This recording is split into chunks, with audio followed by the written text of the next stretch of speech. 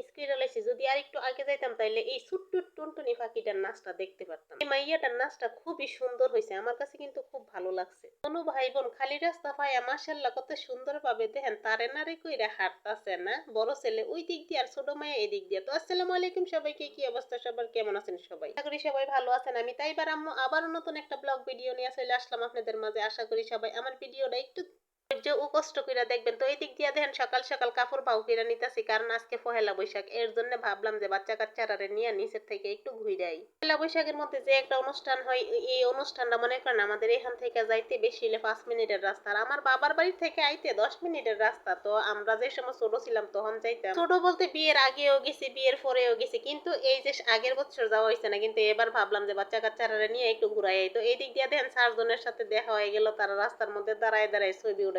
দিক দিয়া বাসার ভিতরের একটা গলির রাস্তা আছে, ওইটা দিয়ে আমরা যাইতেছি। তো এই দিক দিয়ে দেখেন 3 জনের সাথে আবার দেখা হয়ে গেল। আর এদিক দিয়ে আমার মাইয়া এই যে গাছ থেকে পাতা পড়ছে, আমি বলতেছি কি আনছো তুমি, কই থেকে আনছো? ওর আমার বলতেছে ওই পিছন থেকে আনছে। তো এইগুলা দিতেছে ব্যাগের মধ্যে রাখার লাগি। তো ফাইনালি দেখেন রাস্তার মধ্যে আইসা পড়ছি।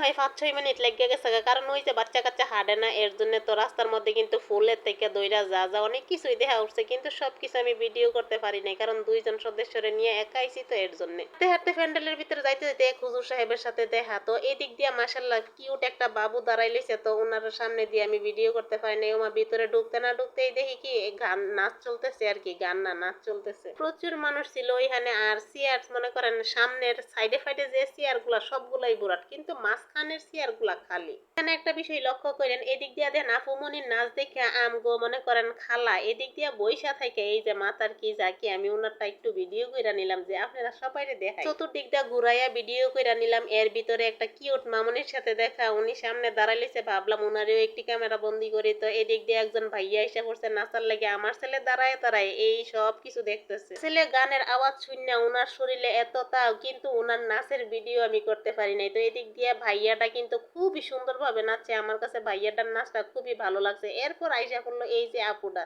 আপু মনির গানের নাচটা ছিল ময়না চলক চলক, খুবই সুন্দর করে মনে করেন নাচটা দিছে আপু, আমার কাছে খুবই ভালো লাগছে। তো এই দিক দিয়ে আমার ছেলেরা বসাইছি, মাইয়ারা বসাইছি, কিন্তু মাইয়া বসতে চাই না, উনি উঠা জায়গা বারবার। ছোট 2 জন সদস্যরে বসাইয়া দাঁড়াই লইলাম, কিন্তু আমার মাইয়া আর বসতে চাই না। তারপর উনারে আমি কুলে নিয়ে নিলাম। উনার মুখের দেখেন কি একটা রাগ, উনি কান্না কইরা দিই। এখন দেখবেন একজন ছোট্ট টুনটুনি ফাঁকি আসবে, আমি খুবই মিস কইরা লাইছি। এই টুনটুনি ফাঁকিটার নাচটা আমি দেখতে পারি নাই। আমি যাওয়ার সাথে সাথে এই টুনটুনি ফাঁকিটার নাচটা শেষ হয়ে গেছে এর জন্য।